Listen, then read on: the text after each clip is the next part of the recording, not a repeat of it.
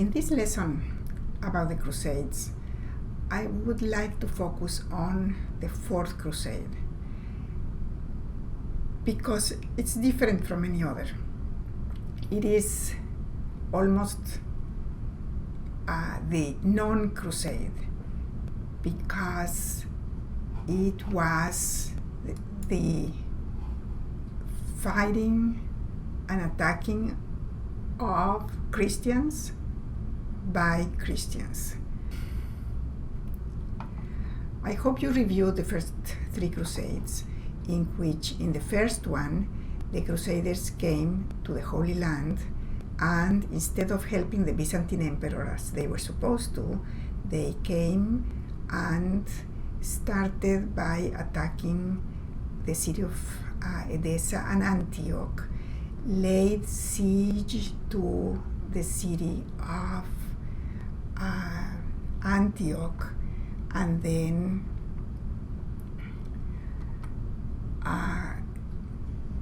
took all the land that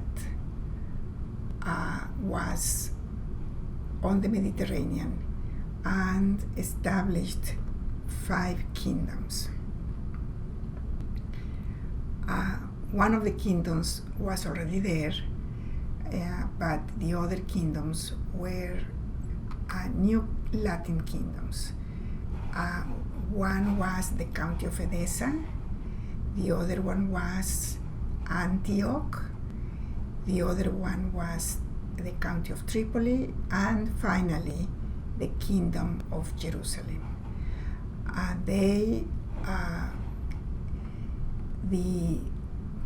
establishment of these Crusader states certainly made the people around them very angry, especially the Muslims, who felt that their land had stolen from them, and also the Byzantine Empire, because the Byzantine Empire was expecting help from the Crusaders, and instead of that they went ahead and conquered land.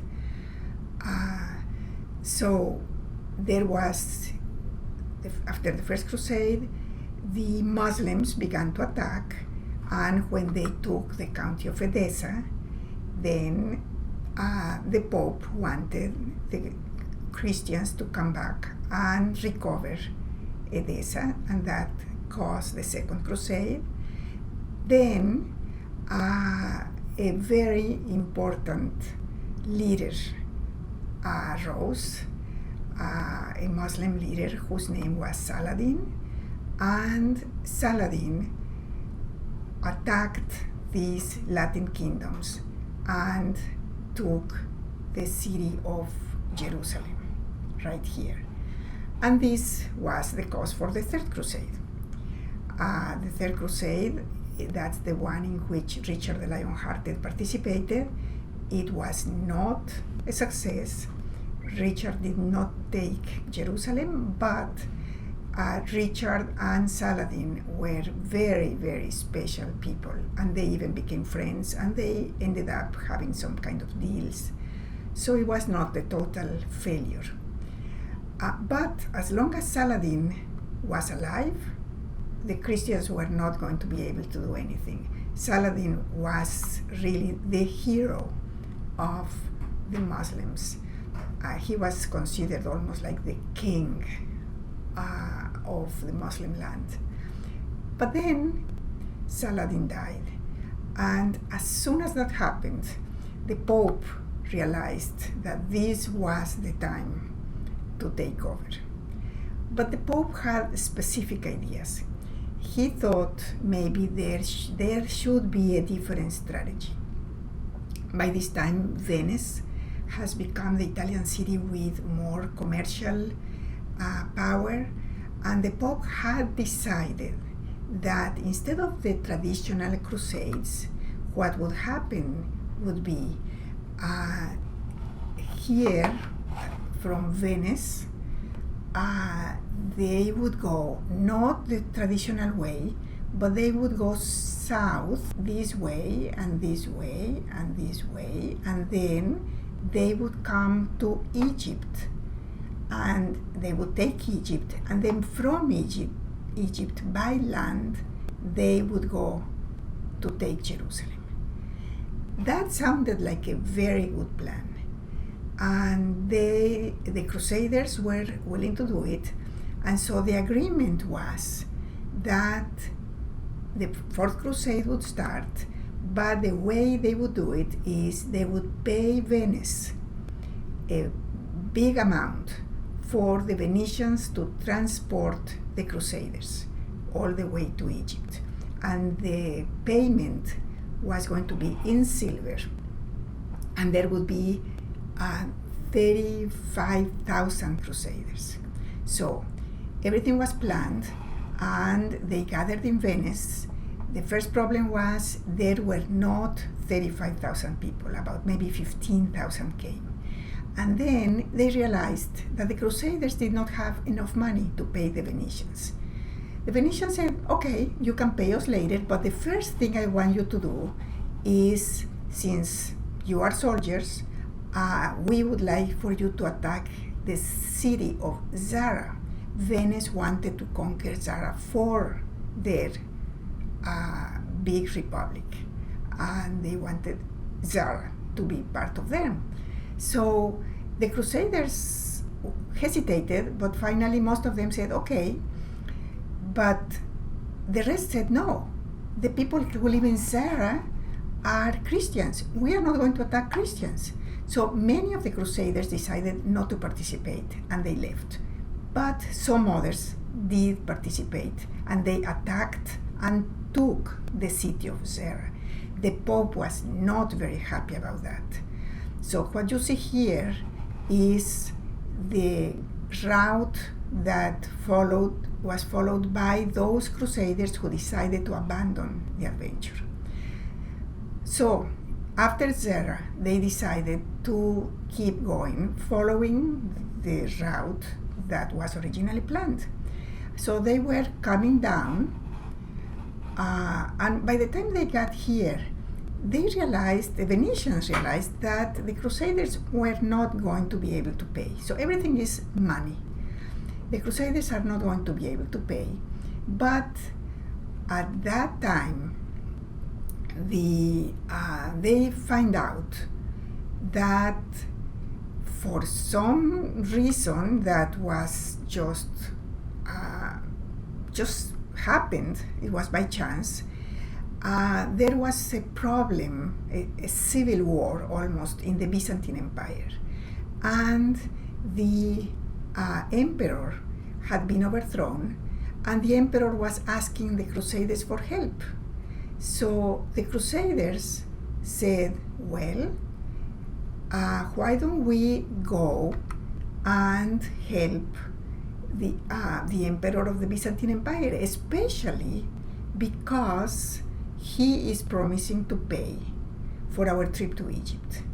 So they decide that it's worth it, and it's worth to participate in the politics of the Byzantine Empire. So instead of going to Egypt, they decide to go to Constantinople. So they get to outside of the city of Constantinople, and they try to put back the emperor on the throne, but there was another civil war, and the emperor is killed. The emperor who was going to pay for this debt is assassinated. So there was no one to pay for the debt that the emperor had promised. So at that point, all these Crusaders who are outside of the city and the Venetians who have taken them say, well, if no one is going to pay us, then maybe we should take the money. And the Venetians and the Crusaders decide that instead of going to Egypt, they are going to take Constantinople. After all, the city of Constantinople has plenty of riches, plenty of money, plenty of relics, plenty of gold, and it's there for them to take. So they begin the attack of Constantinople. They finally breached the wall. They enter the city, and it is a total killing. They did all the violence that you can imagine. They stole, they booted, they killed the population, and finally they took the city, and ironically they established a Latin kingdom in the Byzantine Empire in Constantinople. And this is the end of the Fourth Crusade. So the Fourth Crusade ends with the taking of Constantinople.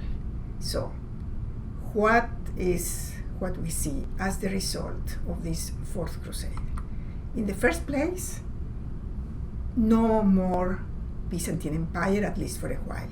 There is what is called a Latin kingdom in the city capital of the Byzantine Empire.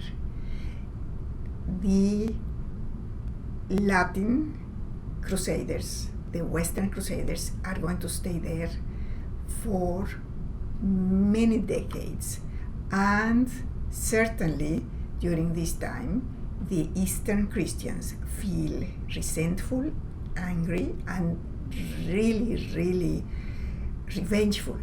What they want is to take their city back, but for about 50 or 60 years they cannot do that.